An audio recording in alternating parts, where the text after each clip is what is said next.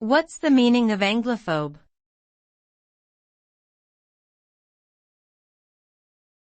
Anglophobe.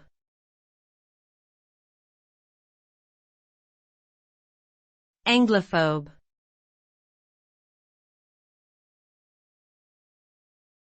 Anglophobe.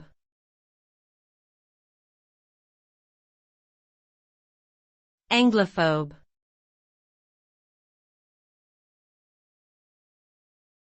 Anglophobe.